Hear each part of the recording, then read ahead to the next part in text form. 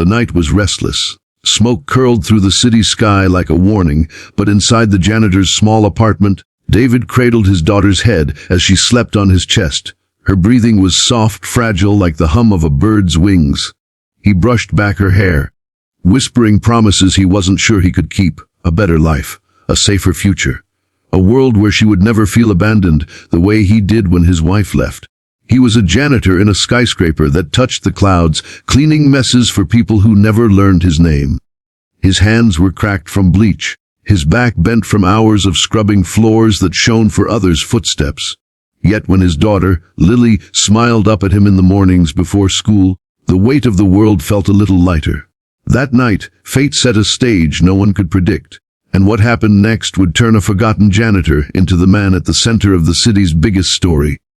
The storm rolled in fast, lightning slicing through the horizon. David was late leaving the office after finishing his shift. He tucked his jacket closer, stepping out of the glass doors into the rain, when a sharp screech of tires tore through the night. A sleek black car lost control at the intersection, slammed into a barrier and burst into flames. For a second everyone froze, pedestrians gasped, drivers honked, but no one moved closer. Fire climbed quickly, consuming the hood, black smoke spiraling toward the heavens. David's heart slammed in his chest. He thought of Lily, how she depended on him, how he couldn't risk his life recklessly. But then he heard it, the muffled, desperate scream from inside the car. He ran. Heat seared his skin as he neared the wreckage. Through the cracked windshield he saw her, a woman, blood running down her temple, struggling against the seatbelt that had locked her in place. The flames grew wilder, creeping closer to the cabin. David didn't think, he just acted. He tore at the bent door, but it wouldn't budge. The smoke clawed at his lungs, but he pushed harder, using every ounce of strength earned from years of labor. Finally, with a guttural yell, the door ripped free. "Stay with me," he shouted, reaching in. She coughed, eyes wide with panic. Her perfume mixed with the acrid scent of fire as he cut the seat belt with a shard of twisted metal. He pulled her into his arms and stumbled backward, just as the car roared in a violent explosion behind them. They collapsed onto the wet pavement, rain hissing against the flames. Sirens wailed in the distance, the world spinning in chaos. He looked at her face, illuminated by firelight, sharp, elegant features even through blood and smoke. He expected the same words anyone would say in that moment. But when her eyes opened, the first words out of her mouth weren't "thank you." They were, "Don't you dare tell anyone about this." David blinked, stunned. He thought maybe the concussion had twisted her thoughts. But her tone was clear, commanding, almost cold. Before he could answer, paramedics rushed in, pulling her onto a stretcher. Flashing lights bathed the street in red and blue. Someone patted David's shoulder, asking if he was hurt, but his mind stayed locked on her strange words. He learned her name the next morning: Evelyn Carter, the CEO of Carter Enterprises, the very company whose marble halls he mopped every night, the woman who commanded empires from glass offices above while he scrubbed bathrooms below.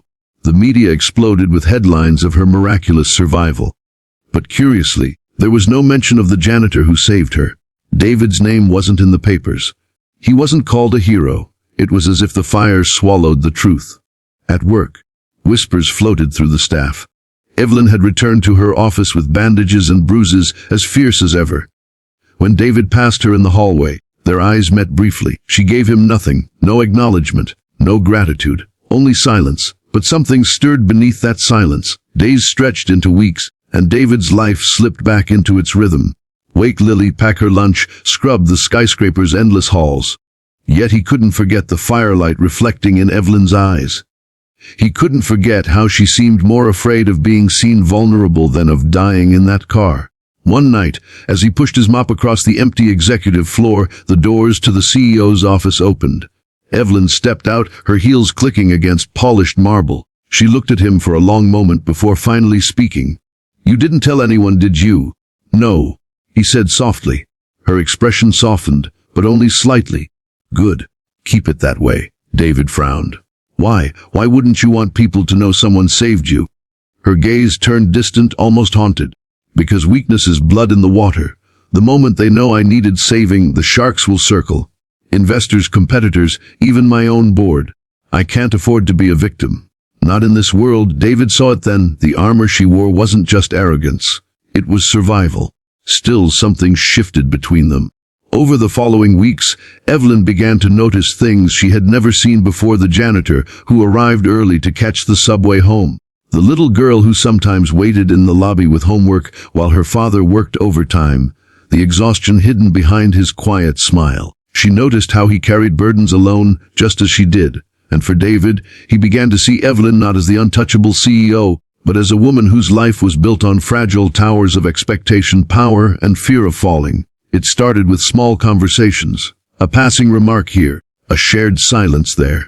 Then one evening, Evelyn found herself lingering in the office long after her team had left. She stepped outside and saw David sitting with Lily, helping her with math problems at a lobby desk. Evelyn approached hesitantly, watching as Lily giggled when her father pretended to get an answer wrong. For the first time in years, Evelyn smiled without thinking. Their worlds began to overlap in unexpected ways. Evelyn offered Lily access to the company's private library for her studies. David, in turn, listened when Evelyn admitted the loneliness of running an empire with no one to trust. Their conversations became a quiet refuge for both. But whispers grew louder. Some employees noticed the CEO's unusual interest in the janitor. Rumors sparked like wildfire. Evelyn's board questioned her judgment, and David feared the attention would cost him his job and his daughter's stability. The breaking point came during a heated board meeting. Evelyn's rivals tried to paint her as reckless, claiming her judgment had faltered since the accident. Someone leaked a rumor about her secret reliance on a janitor. Evelyn stood tall, voice steady. "Yes," she said, shocking the room. "A janitor saved my life, and he's worth more as a man than half the executives sitting at this table." Gasps filled the room. For the first time, Evelyn had openly admitted the truth. Later that night, she found David mopping in silence. "Why'd you say that?" he asked, voice heavy. "Because I'm tired of hiding," she whispered. "And because you deserve to be seen." David looked at her for a long moment. "You never thanked me." Her lips trembled. "You're right. Thank you, not just for pulling me out of that fire, but for reminding me I'm human." And in that quiet, rain-touched night, something unspoken passed between them, a bond forged not in power or wealth. But in months later, Evelyn established a scholarship fund in Lily's name, ensuring she would have the education her father dreamed of. David remained a janitor by title, but within those glass towers he was no longer invisible. People nodded to him, smiled, whispered his story with respect. And Evelyn, she walked through her empire with a new kind of strength, not the kind that denied weakness, but the kind that embraced it. Because sometimes, the greatest power isn't in never needing saving.